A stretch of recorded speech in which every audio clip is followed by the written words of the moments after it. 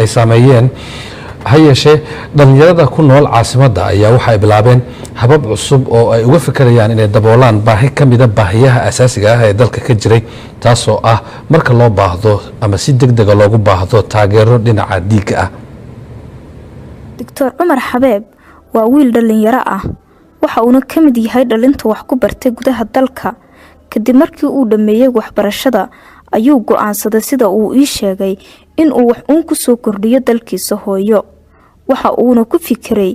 hal abuur cusub oo ka qayb qaadanaya badbaadinta dadka Soomaaliyeed xilliyada ay jiraan xaaladaha degdega ah wuxuuna furay xaruntan oo si bilaash ah u shaqeysa laguna yabo dhiigga.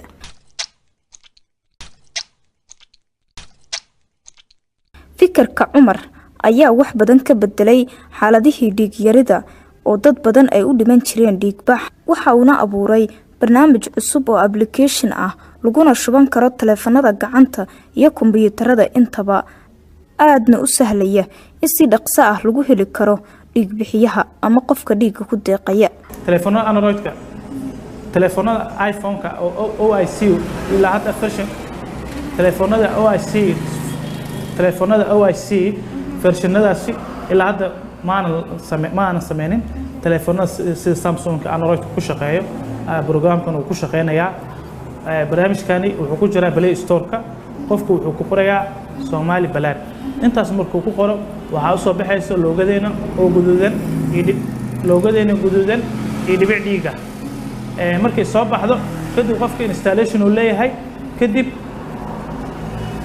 qofkii wuxuu gelinaa lambarkiisa eber 6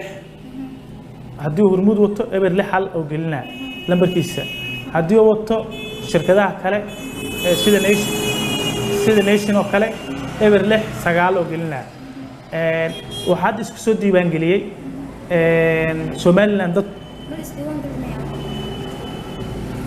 qaabka la isku diiwaan galinayo waa maasan tahay qofka markii uu soo degsado shirkadahaasi dhammaan ayuu lambarkiisa ayuu loo gelinayaa kadib markuu lambarkiisa geliyo waxa soo dhacayo message oo notification soo dhacayo oo ah code-ka geliyo inuu lambarkaas asaga wato code-ka markuu geliyo kadib ama code-ka si automatic uu gudbaa wuxuu gelinaa magaciisa markuu geliyo last name aabaha magaciisa ama awowgiis code doono ka dhigi karaa kadib saksiga ama genderka inuu rag yahay oo gelina inuu rag yahay ama dumar haday tahay kadib age ko jiro inta badan waxa soo diiwaan gali karo 18 sano wax ka weyn sababtoo ah inta badan dadka criteria oo dhiig shubista 18 ay ka bilaabataa qofka 18 sano wax ka weyn ay iska soo diiwaan gali karaa qofka la baadigoobayo ayaa si fudud loo heli karaa iyadoo la isticmaalayo nooca cusub ee barnaamijkan waxayna taasi fududeysay in si dhaqso ah wax loo qabto lana badbaadiyo muwaadinka xilligaas halista ugu jira dhiig yarida hayeeshee dhalinyaradan oo ah isxilqaamayaal ku shaqeeya si bilaash ah ayaa waxa ay mararka qaar la kulmaan caqabado ilaahi hadda waxna garab qabtana ma jiro hawsheena balse waana la dhibaateeyaa waxaa jira dad siyaasiyiin dhinaca siyaasadda ayaan kula kulannaa waana wala dhibaateeyaa waxaa noo imaadeen dad siyaasiyiin ah na dhaheen magacan bedela oo dhahayaan maxaan ka dhignaa banaadir ka dhiga anaka waxaa waa shaqa magaceena Soomaali Balaad magacan ka dhiga banaadir waxaan dhahnay qofkan u shaqeynayna waa Soomaali qofka loo shaqeynaa waa Soomaali gobolka banaadirna waxa ku nool qof Soomaali ah lagama waynin qof banaadir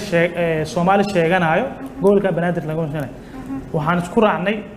inaan magacaas bedelin qofkan siyaasiga ah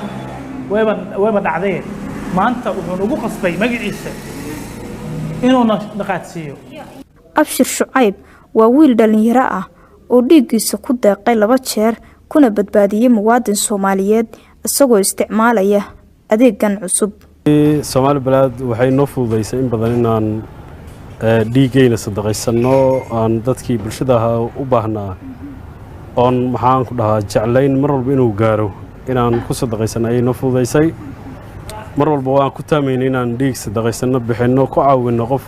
u baahan oo naftiisa lagu badbaadinayo laakiin caqabada jirta waxay aheeday meelaan u marno oo ii sheeg arrintaas noo sponsor garaysa ma jirin Soomaali Balaad marka waxay noqotay isku xiraha bulshada baahida qabtay iyo dadka volunteerka ah oo dhiig sadaqaysanaya dadka isku xiraha ay noqdeen sidaa daradeed waxaan leenahay Soomaali Balaad waxay ahayd iyo tiimkoodaba tiim loo baahan yahay wax badan bulshada taray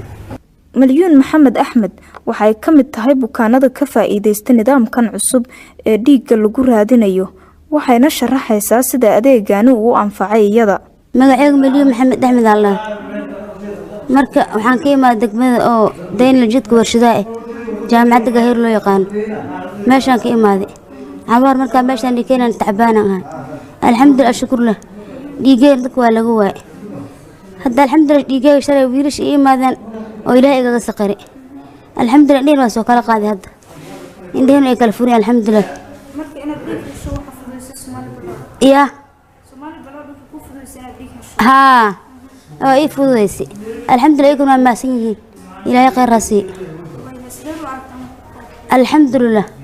waa ay fududeen waa ay gargaareen ilaahay u gargaaro